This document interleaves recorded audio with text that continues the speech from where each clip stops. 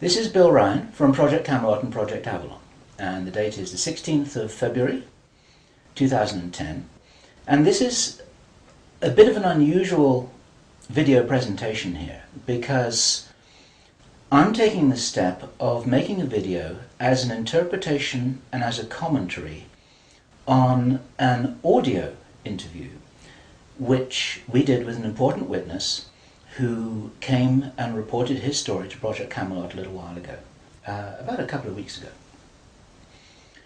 And as with many of our witnesses, this person wanted to remain anonymous, but he has agreed that we transcribe the audio, and so we've got this as a transcript.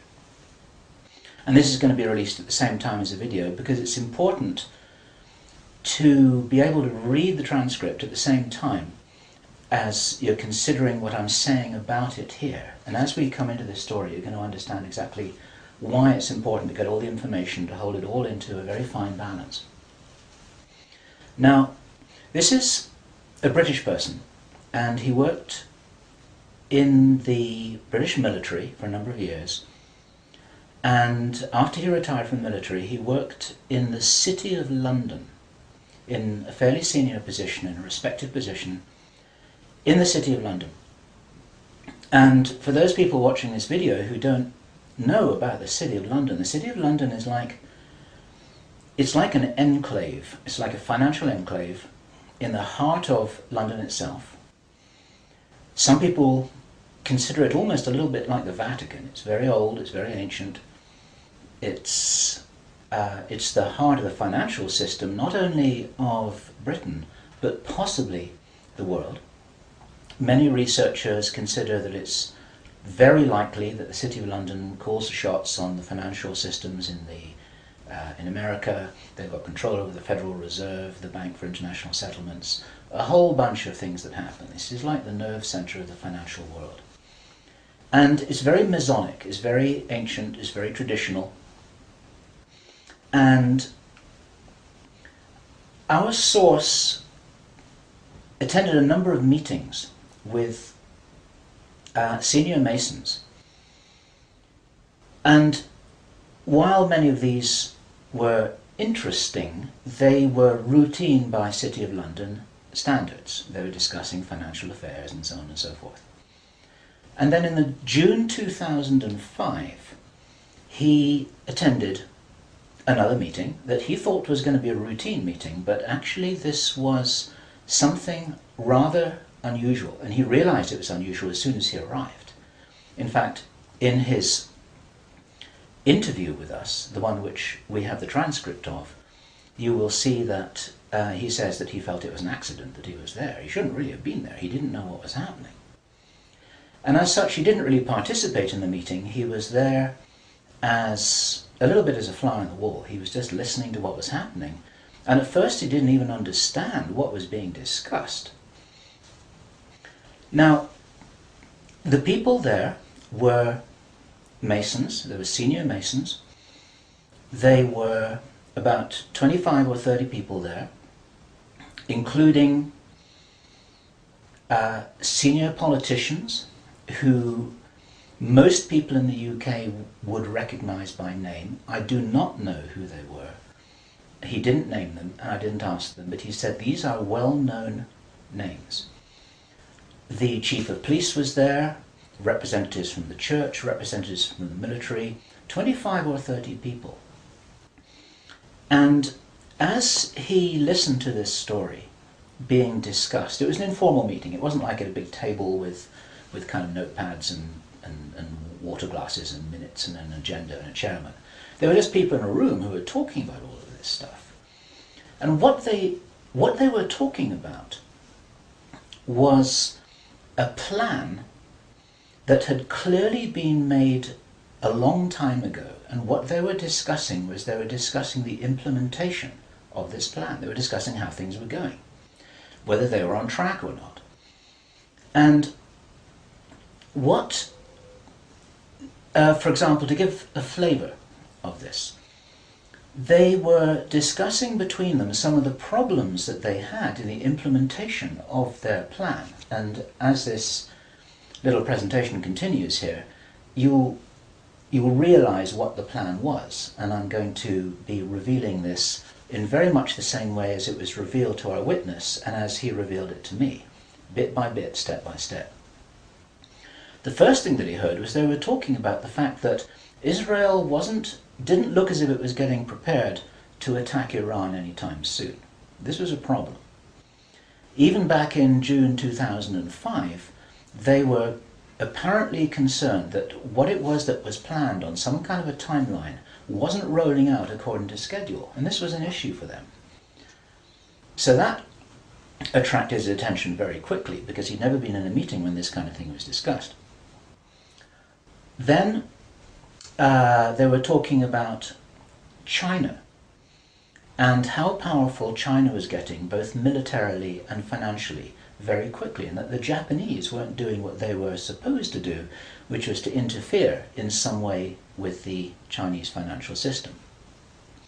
They weren't doing that, and this was another problem because China was getting too strong too quickly. Other things that were discussed were, for example, the coming financial crash, the centralization of resources, everything that we saw starting to happen in October 2008. They were planning that and referring to it in their meeting in June 2005. So there was clearly a rollout of some plan here, and he was quite shocked the more that he heard, and when he really realized what was happening, he was extremely shocked.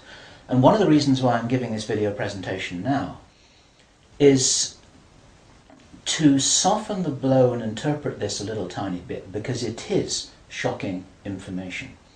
And what I also want to do is I want to try and differentiate out between what it was that he reported, because he'd heard it with his own ears, and what it is that is his speculation and my speculation about how all this fits together. It's very important information. We need to know this stuff. Even though it doesn't look like it's going to be on track, I don't think this will happen.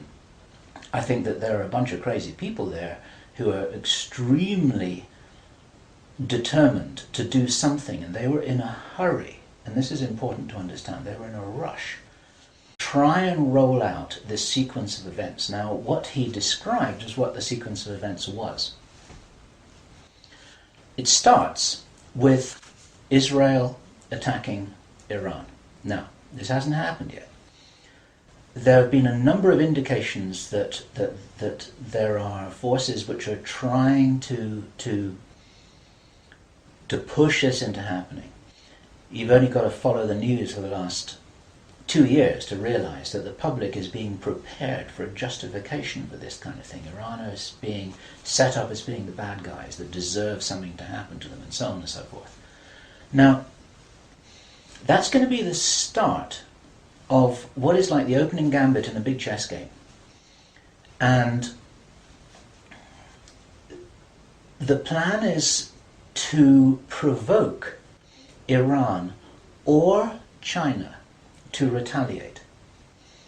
And our guy, our source, who is a military man, is privately as convinced as he can be, although this has never been made public and this is not publicly known, that Iran does have nuclear weapons. He believes that they have been provided by China behind the scenes.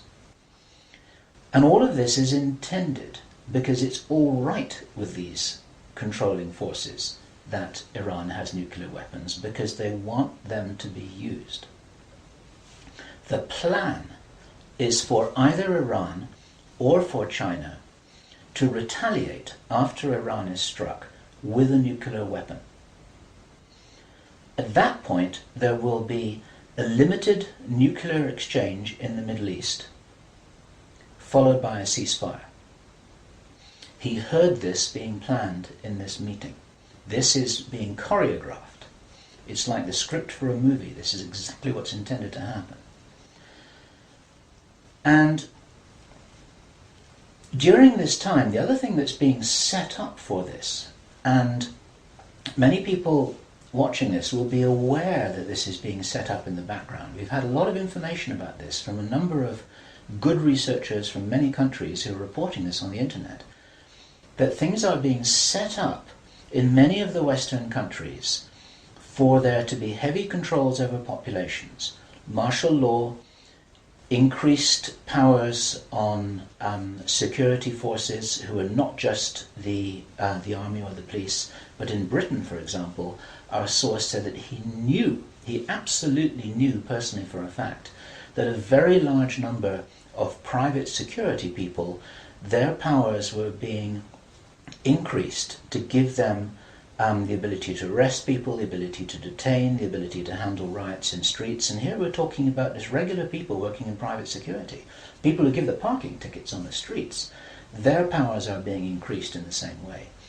And last year we heard President Obama talking about how he wanted to have a sort of national guard at home in America ready to handle this kind of thing. There are a lot of indicators that this is being set up. And in this rollout of this crazy scenario, where it is intended that there will be a limited nuclear exchange in the Middle East, the idea is that as the world looks upon this with horror, then they will demand from their governments that there are heavy controls over travel, over communication, over people who meet, over people who protest in the streets. They want to make sure that they don't have crazy bombers on aeroplanes, crazy bombers in the shopping malls. They want to make sure, and because people will be driven into fear by this, they'll request and demand and insist on heavy controls from their governments, which will be justified. And this is where you're going to kind of get the martial law situation in all the Western countries. It's intended as a justification. All of this is just the start of something, because this story gets much bigger, and it's pretty horrifying. And if watching this now you're feeling a little bit shocked, this is how I was feeling when I heard this information, and this is how our source was feeling when he was hearing this information in this meeting, because this is just the beginning. Now, during the time of this ceasefire, everyone's shocked, everyone's frightened, everyone's really terrified about where this is going to go. There are all kinds of heavy controls over populations everywhere. And then the next thing that happens in this chess game that's being played is that biological weapons are released on China.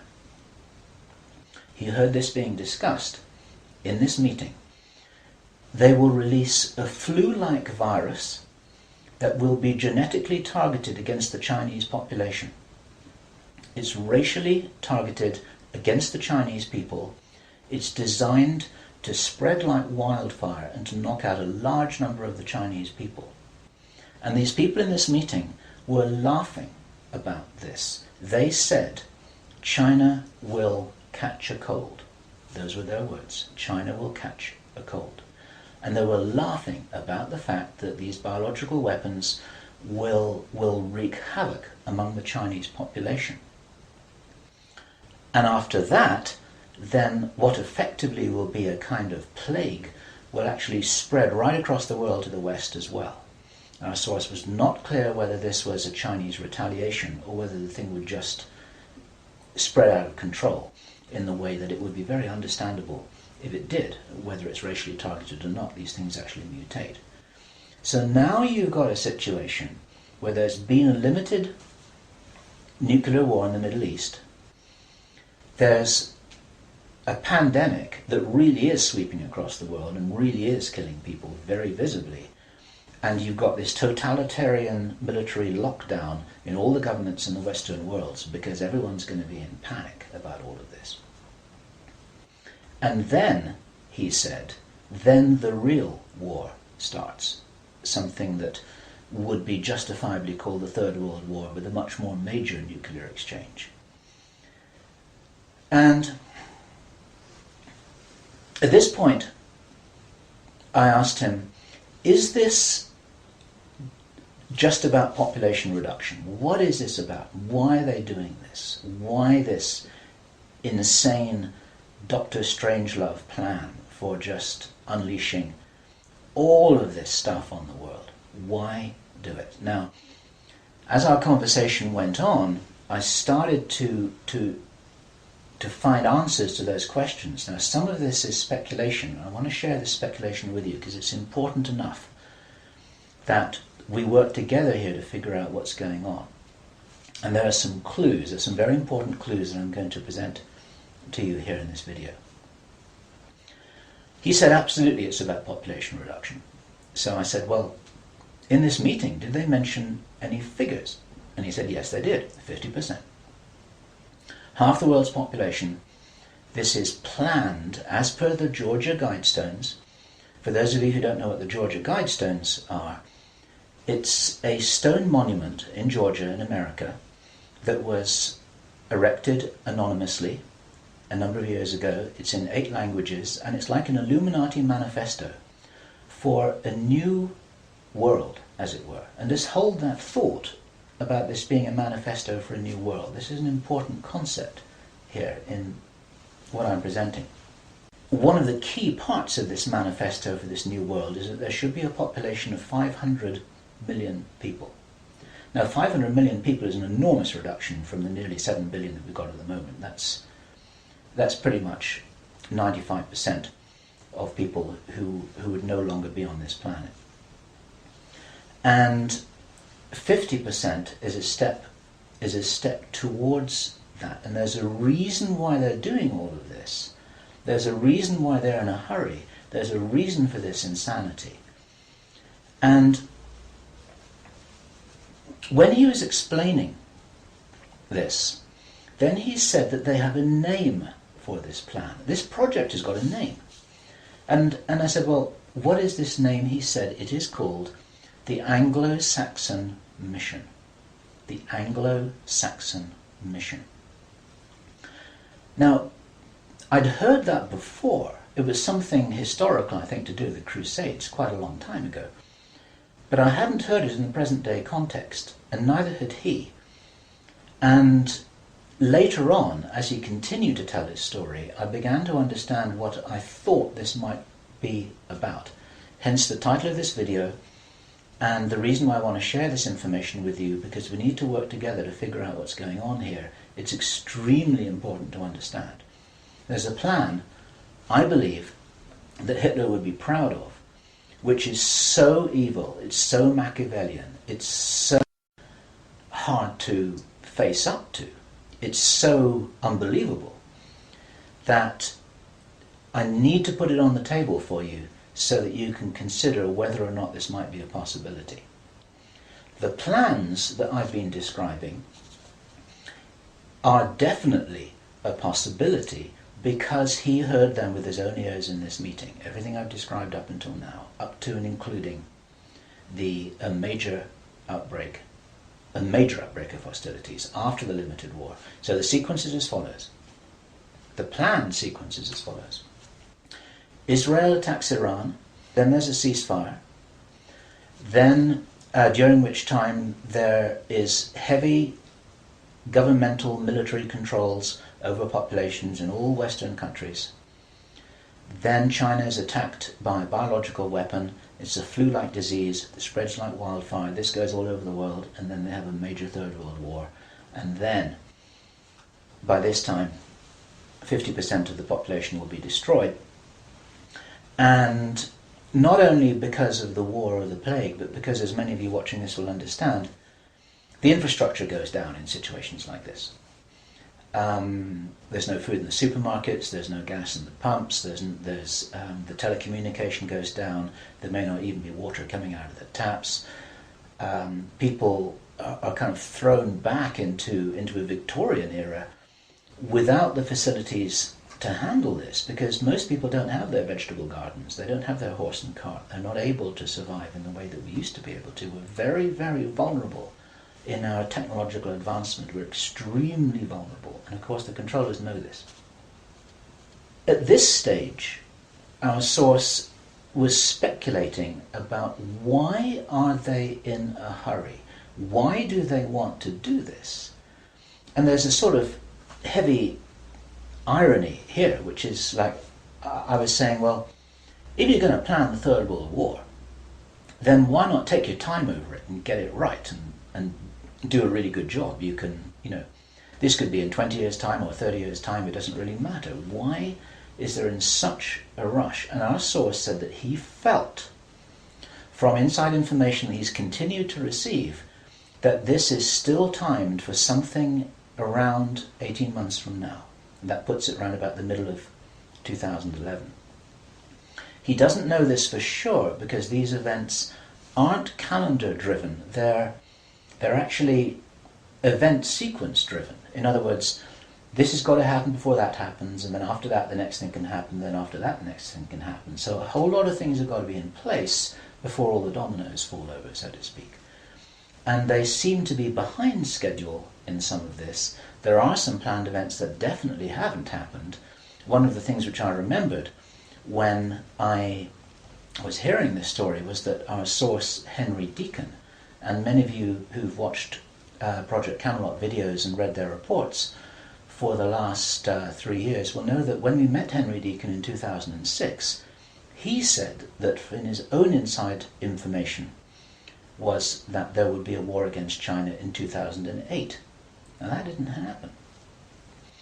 And all this time, at that time it didn't make any sense, and even now it didn't make any sense. It's like, well, all right, but why do this? Why do this? Why do this? Now, this was his answer. And our source is a pretty smart guy. He's been in the military. It's a totally different story that he didn't debrief in our audio transcript, which you have the opportunity to read, but he's had his own ET experiences in the military. He's got his own sources of information about some of the background for this. He says that he's as sure as he can be that the people who are calling the shots in the world, you can call them the Illuminati, the controllers, the cabal, whatever name you have for them, they believe that there is going to be what he called a geophysical event, a major geophysical event. He says that the best information that he's got is that the insiders believe that this is going to happen, or they are concerned that this is going to happen. And many of you watching this will know that this isn't a completely crazy idea. There have been trillions of dollars that have been spent on deep underground bases for some reason which we don't know why it is.